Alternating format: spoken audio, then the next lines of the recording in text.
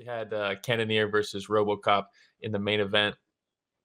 Right off the bat, I didn't realize Robocop was that big. I knew he was big. Dude, that was wild. Like when they were like before they said it, I was like sitting there like, are they in this? Did Robocop like, or did Cannonier jump up? Like, what's going on here?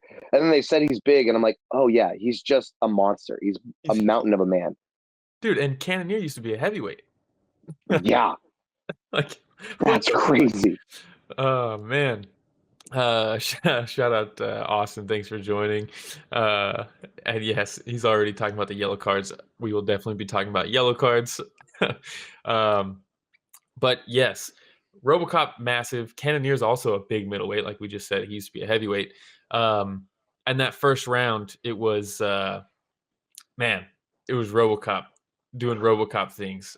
Yeah, it was a rough one for Cannonier. My word. Yeah, he got on him quick. He found his range immediately, which obviously it's going to be a lot easier to do at the Apex with a smaller cage. If you're a pressure fighter, you got to love the Apex because there's no well, unless you're Calvin Cater, maybe. There it is. That's what I was waiting for. Yeah. But if you're fighting the right opponent and they're also willing to trade with you, like Cannonier is, the small cage is going to be very advantageous for you just getting to a guy.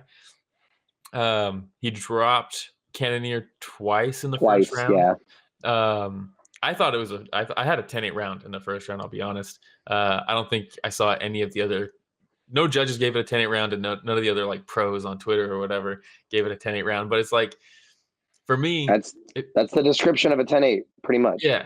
If you drop a guy twice, how are you going to score that round the same as like round 2 of this fight? Yeah. You know what I mean? And it's also like dropping someone twice isn't like a end all be all, like it has to be a 10-8, but Cannonier didn't do anything. Like he survived. Yeah, he survived for sure.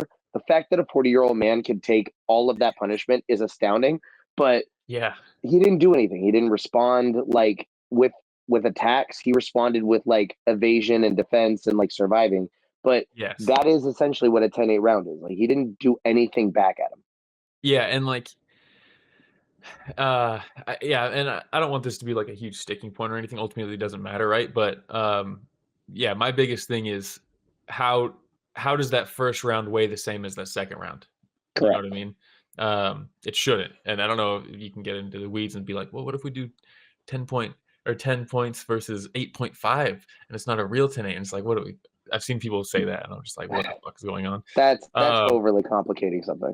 Yeah, we don't need to do that. Yeah. But that being said, Robocop had a fantastic first round.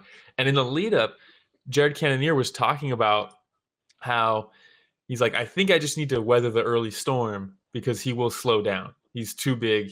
He will slow down. I've seen him slow down. And man, like you said, he's 40. I think he's 41. That's experience, dude. He knows. He's been in the game a long time. He's fought a lot of savages, at every weight class. At heavyweight even.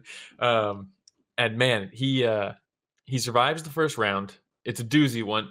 But even then, he got dropped twice, but it's not like he was ever like heavily super wobbled. Yeah. Yeah. You see in this picture, he's going down and his hands are immediately ready to brace the fall. And we always talk about how like that's the least significant type of knockdown. If someone's immediately has the wherewithal to catch themselves before they actually fall, you're in a pretty good spot as far as knockdowns go. It's like it's almost like getting pushed over. Like the man is massive. I'm sure that punch, like if you had punched him in the chest, it would have resulted in the same thing. Yeah. And we'll talk about that.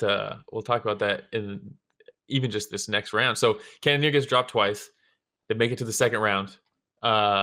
Second round, Cannonier's looking way better.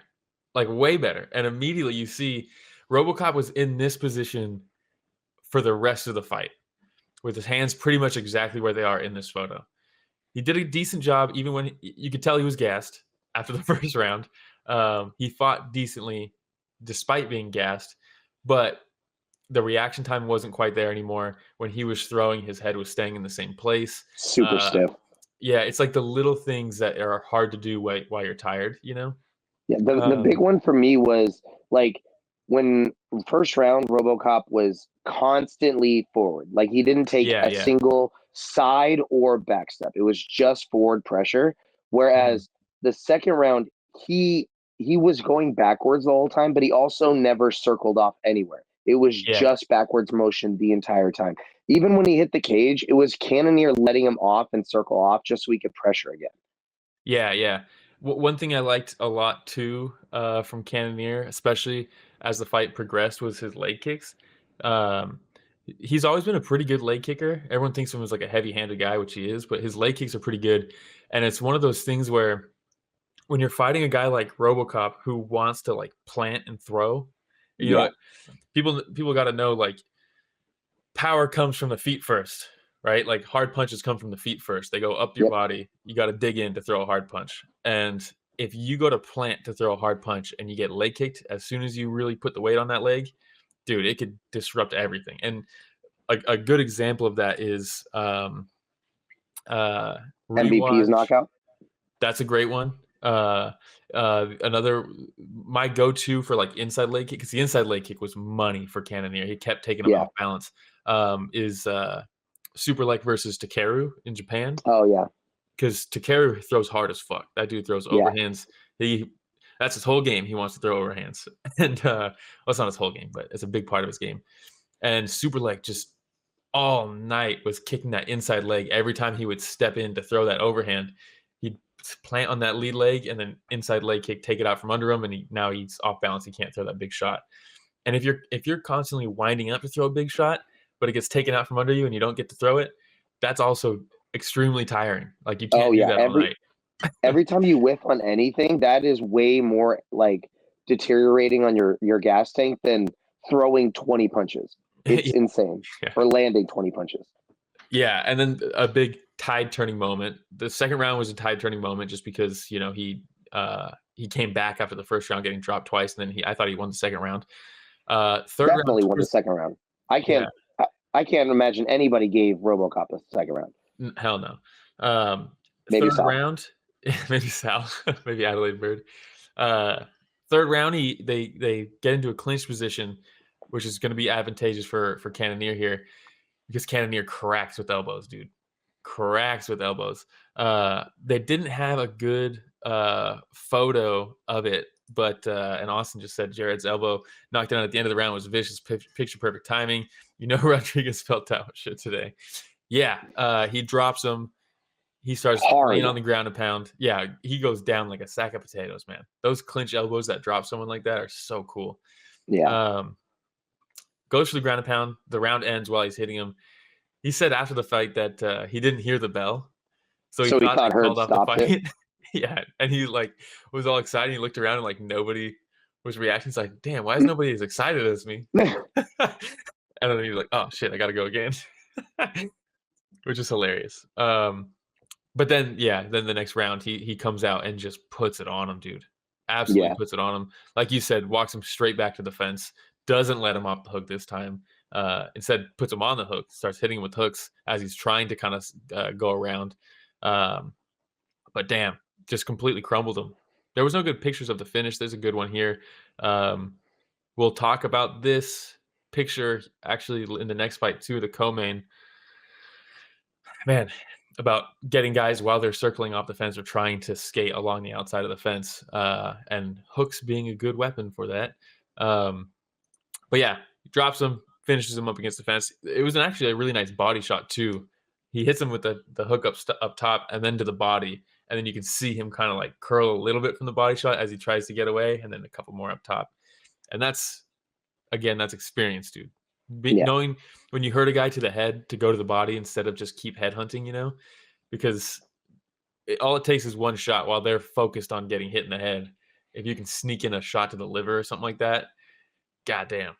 It's also like a fight IQ thing. I'm sure Cannonier noticed it. I don't know if he said it afterwards, but in between the rounds, Herb is basically just in Robocop's corner, just watching him, make sure he's not dead on the stool. And to me as a fighter, if the ref doesn't even come over to look at me in the middle of the round, I know he wants to end this fight. He's looking for an exit. So I'm going to give him that exit. I'm going to open that door and tell Herb, hey, you better shut it because I'm about to throw this man out. Yeah, I know you're already watching. Yes. That's a good point. Yeah, so Cannonier gets a big comeback victory, 4th round stoppage of Robocop. Um, Division's kind of in a weird place, Very but self-aware too. Like, did you hear him Mhm. afterwards where he's like, I want somebody above me, but it's like, what are you gonna do? Everybody's either at a title shot, waiting for a title shot, or just beat me. And how many Yeah, people actually say that in their post fight? They don't even mention the fact that they lose. true. Yeah, Cannonier's sick, man. I've always really liked Cannonier. Um, Blunderbuff says, "Getting hit with that elbow just to be forced to get up and be hammered like that is a terrible fate." Yes. Austin says, "Nothing beats a comeback in any combat sport." Yeah, comebacks are fantastic, and it's rare you see a guy at 41 years old. Pull it out of the fire. Yeah, I mean, it's tough, dude, and you can see it's crazy too because we talked about my go-to example because he said it in the press conference that we were at was Liam Harrison when he fought Sexon, where he's like, I'm getting hit with these shots that I used to take, and my feet go out, and I don't know, like I'm just not taking the shots like I used to, uh, and that's something that comes with age or a long career and things like that. And in that first round, it looks a little bit like that, right? The shots that RoboCop was landing, like he's going down, but they're like these flash knockdowns where he's not out unconscious, but he Cannonier, still not takes. RoboCop. Yeah, the shots from RoboCop. Yeah, Okay. on Cannonier. My bad. But like the big shots, like you said, obviously RoboCop hits hard as fuck. You can watch any of his fights; he hits like a truck. There's a reason Even they when call he's him gassed. RoboCop. Yeah, even when he's gassed, those are big limbs coming at you. But man, in that first round, I thought maybe we were seeing that from Cannonier at 41 years old, long career. He's been in there. I mean, I think they said that this was like his 6th main event in a row or something like that. Mm-hmm. Like that adds wear and tear, and you can't just keep doing that forever. But then after that first round, he got hit with shots way worse than the 2 knockdowns in the first. It's like he has to be like woken up or like the chin, it has like a warm up period or something. Yeah. Crazy to see, man, at 41. Really Yeah. cool. Absolutely awesome. Again, I don't really know what you do with him in terms of who you put him up with next, Yeah, but yeah, man, he's so entertaining. He's so awesome to watch. Like, regardless, yeah. like he's such a good dude, and his story's great. It's like if David Goggins was like a really wholesome guy. It's a big if. That guy's the opposite of wholesome. Uh, Exactly.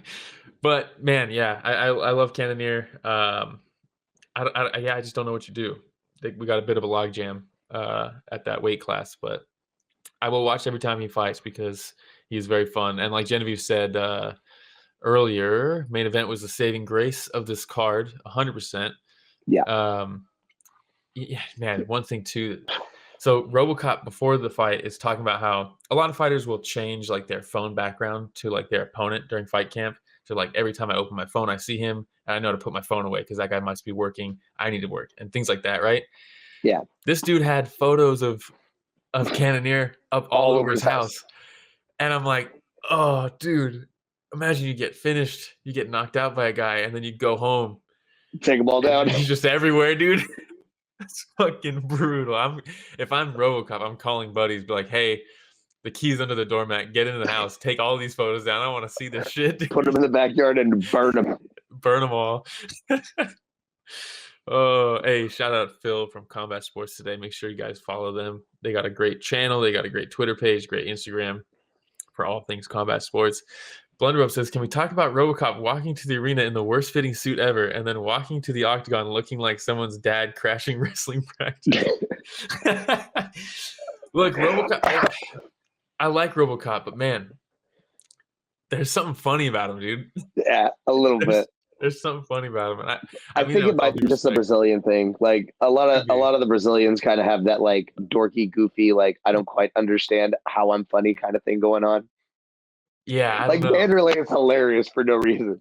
Yeah, for literally no reason. Vanderlei is hilarious. But yeah, I like RoboCop. I wouldn't be too upset if he moves up to like light heavyweight or something. I think Oh yeah, maybe with he's so big at middleweight that I mean Cannonier's a big middleweight. So to look that big against Cannonier and then have gas tank issues, I feel like maybe the cut might be too much. Or even if it's not the cut that slows him down, other light the heavyweights will slow rehydration down or the same. something. Well, even if it's not part of that process, even if it's just I'm too big to have good cardio, at light heavyweight, you're going to have more guys that are in the same position. Where at middleweight, these guys can go a little bit longer than light heavyweights. So it's like you might as well match yourself up with someone who might have the same physical issues with cardio. If that makes sense. I mean, also light heavyweight sucks, so he might have a lot of success there. For sure. I mean, if you look at like a Johnny Walker is not he's a big like tall heavyweight or light heavyweight. But like if you were to put those two together, I think RoboCop would look like bigger. Yeah, definitely. Yeah.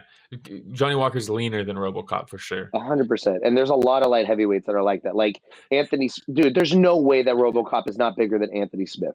Yeah, true. Yeah, exactly. I mean, at light heavyweight, you see, I mean, I got the rankings up here.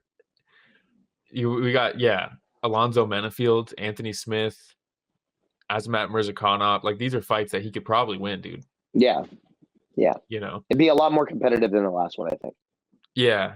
Phil says light heavyweight RoboCop should be the move. Genevieve says he looks like Imhotep from The Mummy. Actually, no. I think he looks like a mix of that and Obama, dude. He's got a weird like Obama look to his face. There's something about him. But I think this is like the second or third time Genevieve has mentioned a movie that I like just watched. I literally just watched The Mummy like last weekend. And then I think she mentioned like Muppets Treasure Island like 2 weeks ago or something like that. And what a pull. Yeah, I know. Like, what's going on here? Phil says RoboCop. Well, maybe we shouldn't. Never mind. I highlighted that one before I read it, and this is a family show, Phil. Come on. But yes, light heavyweight for RoboCop, I think is the move. I think he'll have a lot more success there. Yeah. But we can move on. We spent 20 minutes talking about this, and we'll probably spend 20 minutes talking about the rest of this card.